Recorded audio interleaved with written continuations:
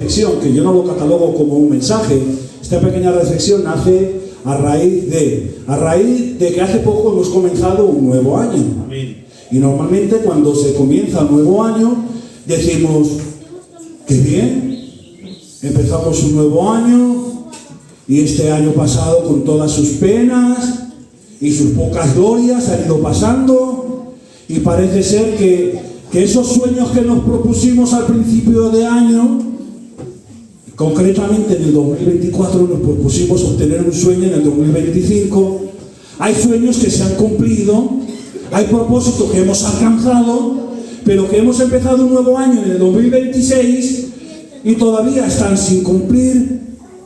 Hemos empezado un nuevo año y yo he hecho una reflexión y decimos, este nuevo año es mi año, es el año de mi cambio, es el año que yo comienzo a obtener las bendiciones, es el año donde rompo mis moldes, es el año donde Dios me lanza como una saeta de salvación, es mi año.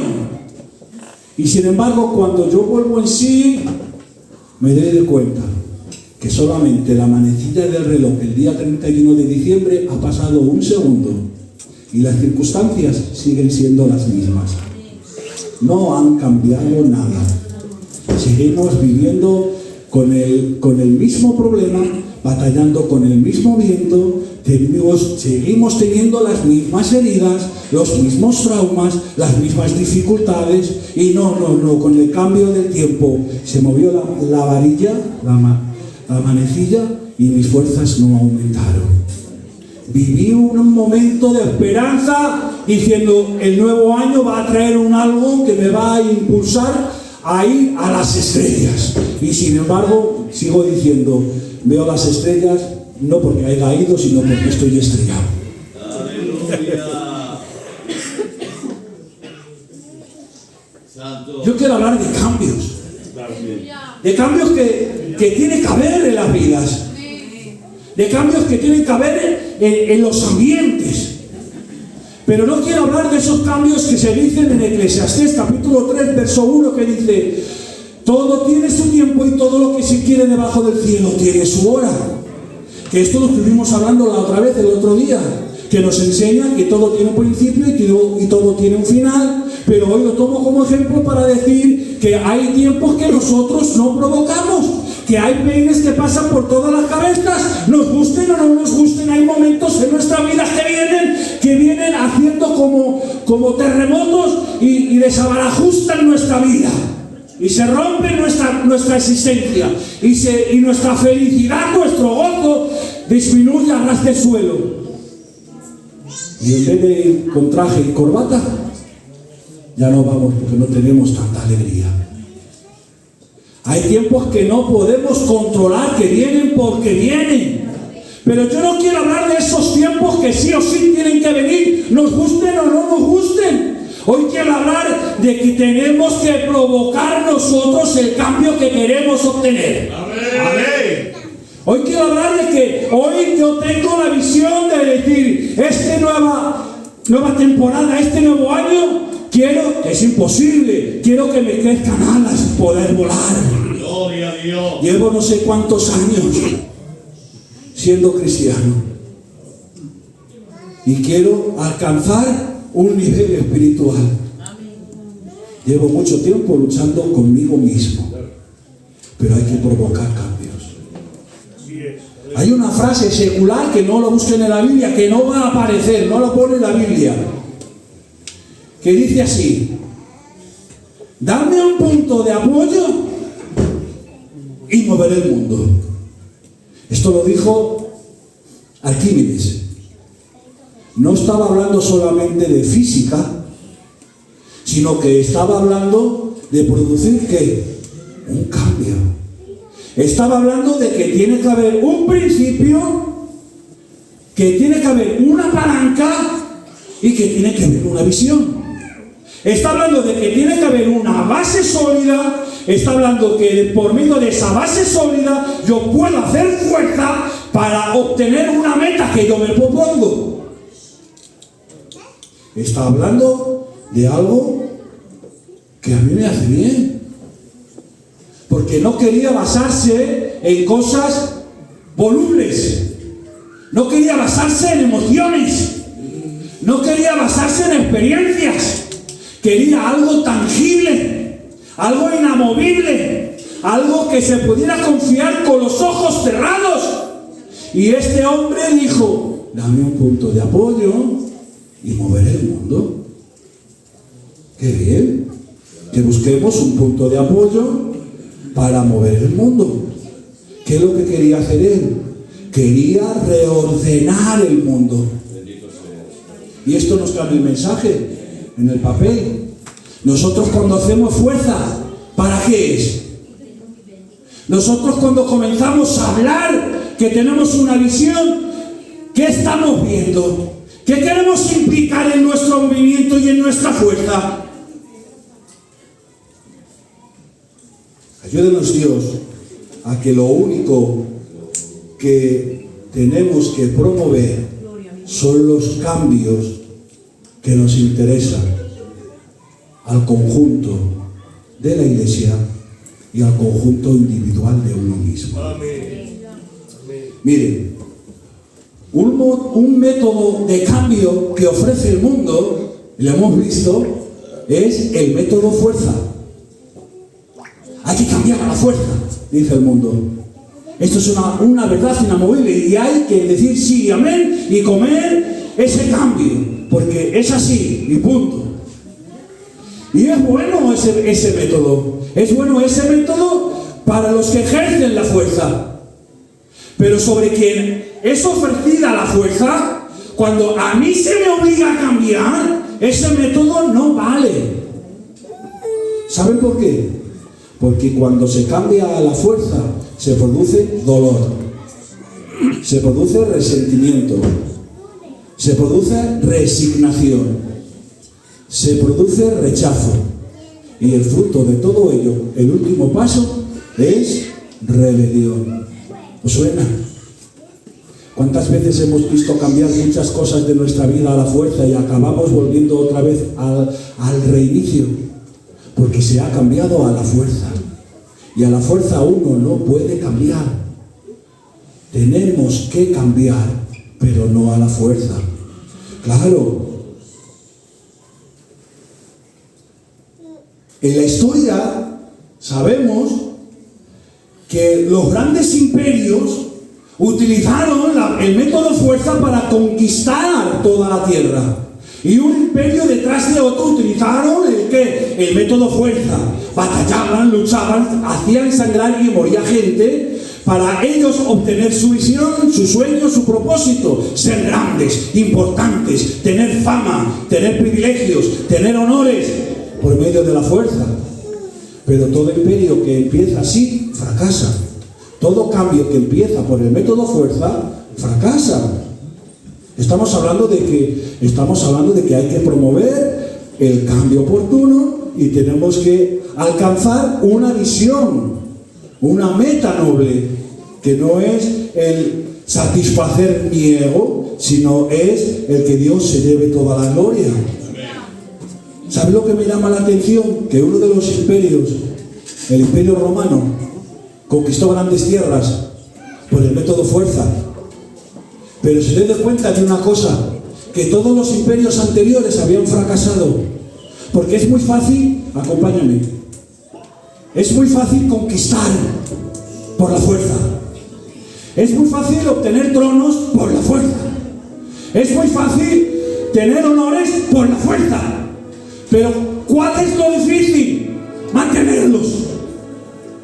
Es muy difícil mantener un puesto que has conseguido a la fuerza. Es muy difícil mantener un lugar que has conseguido a la fuerza. Y el Imperio Romano lo vio, lo entendió y dijo: hay que mantener el imperio promoviendo una cultura, promoviendo una forma de vivir, promoviendo el ser no súbditos subyugados por el método fuerza, sino que vayan cambiando su mente y vayan cambiando su corazón y que sean iguales a nosotros, porque mientras todos seamos iguales no hay que someter a nadie. Y ellos que hicieron, modernizaron el método fuerza. ¿Qué emplearon? La propaganda. Hicieron tanto propaganda pro-romana que hubo gente que pagó por ser ciudadano romano. Pablo, sus padres, entre ellos, pagaron para ser del pueblo romano, para tener honores y distinciones. El método del mundo ha evolucionado. Ya no opera tanto por la fuerza, operan por medio de la propaganda. Y te dicen, es bueno esto, es bueno aquello, hay que conseguir esto y hay que conseguir aquello. Pero yo me pregunto en esta tarde, hemos visto que el mundo tiene un método para cambiar. Y la pregunta es, ¿Dios quiere que cambiemos? ¿Dios está de acuerdo de la forma y la manera que estamos viviendo la vida? ¿O quiere Dios algo más de nosotros? ¿Está esperando Dios derramar más de su gloria, pero lo estamos parando nosotros porque no aceptamos el desafío del cambio que Él nos propone? Yo creo que sí, Dios tiene ese deseo de que nosotros mejoremos. Y ahora la pregunta siguiente es, ¿tiene Dios un método de cambio propio? ¿O se mueve conforme el mundo? ¿O Dios quiere que cambies tú a la fuerza? ¿Que cambies tu forma de pensar y de sentir a la fuerza? No, Dios no opera así. El método que Dios tiene para que usted y yo entremos dentro del plan de Dios es el método de cambio voluntario. Amén. Dios no te va a obligar jamás a que des un paso para acercarte delante de su presencia. No te va a obligar diciendo, tienes que hacerlo y punto. No. Dios lo que va a hacer es animarte. Dios te anima a que vayas al trato. ¿Cómo te anima?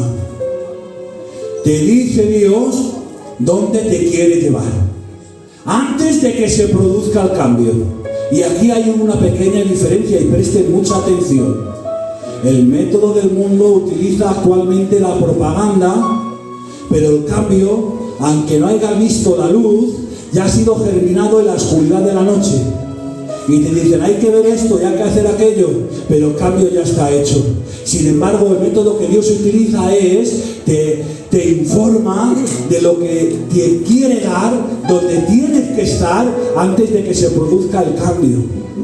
Muchas veces no buscamos o no obtenemos lo que deseamos porque no damos nosotros el primer paso. Somos nosotros los desencadenantes de poder obtener esa gloria, esa bendición, ese sueño cumplido. Somos nosotros, porque no entramos nosotros en el trabajo interno de Dios. Amén. Podemos decir amén. Amén. Claro, hay que cambiar voluntariamente.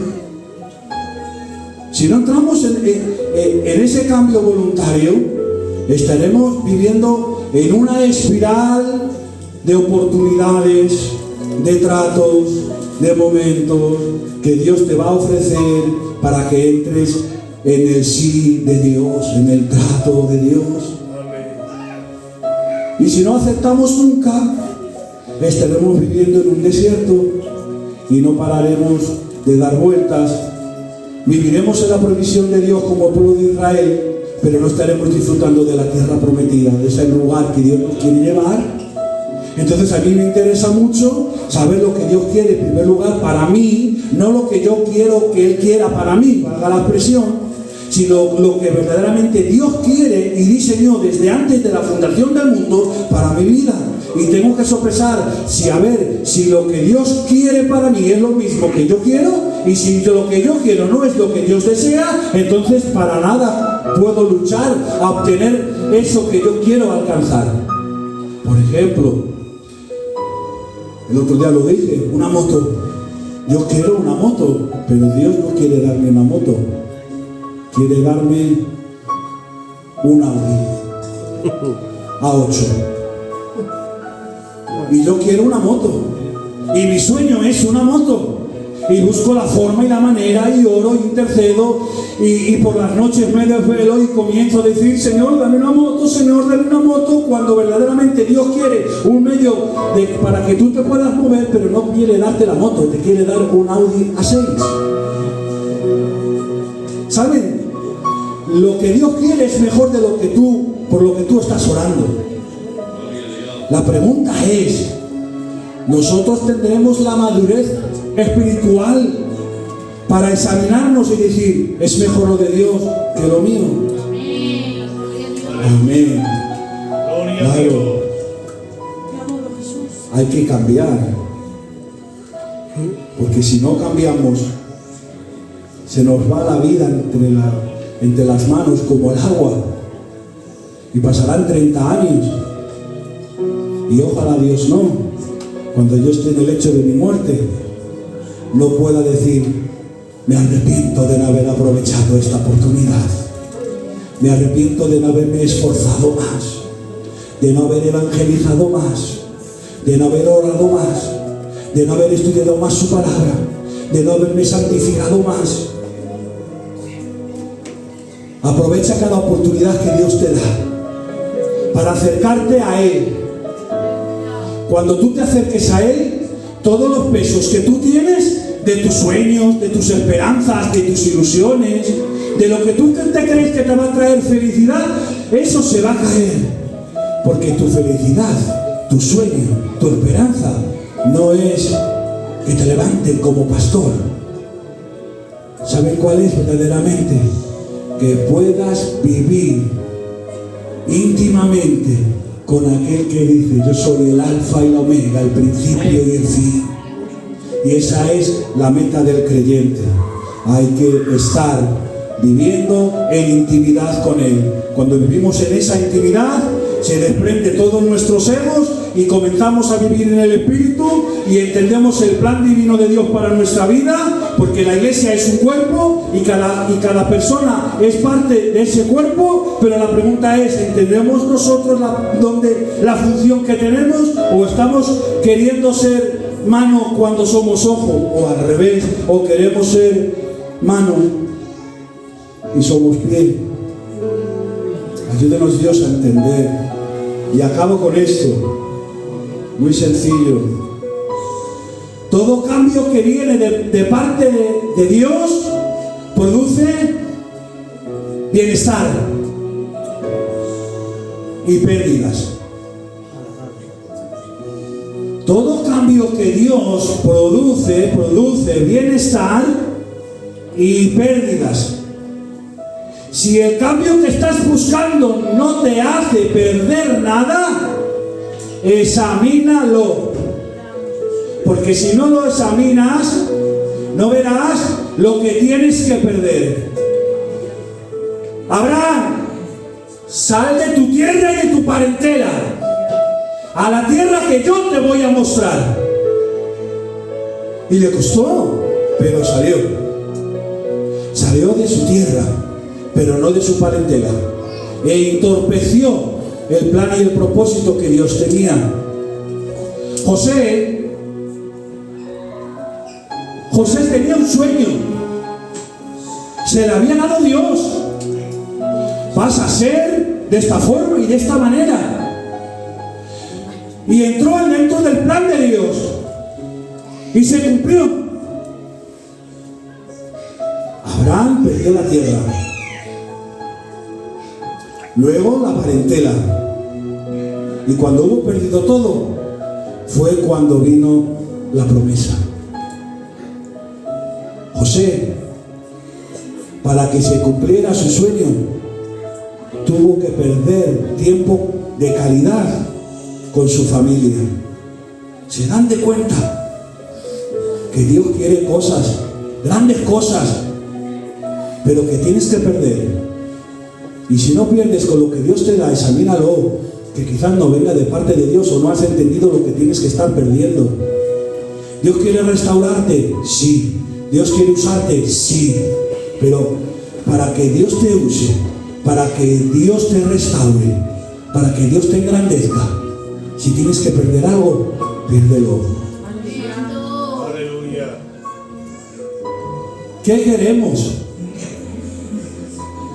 ¿Qué queremos ser? ¿Unos discípulos más del montón que engrosan la lista de los que vienen a la iglesia? ¿O queremos ser de esos 3 que suben al monte de la transfiguración? ¿Qué queremos ser? ¿Del montón? Gente que solamente ora y echa la ofrenda y dice amén y levanta su mano. ¿O queremos tener experiencias extraordinarias? ¿O queremos ver la omnipotencia de Dios en medio de nuestras vidas? Amén. ¿Qué es verdaderamente lo que queremos? Aleluya. ¿Queremos estar en tranquilidad o queremos entrar a una dimensión de gloria? Gloria a Dios. Si queremos entrar en esa dimensión de gloria, no va a ser bonito.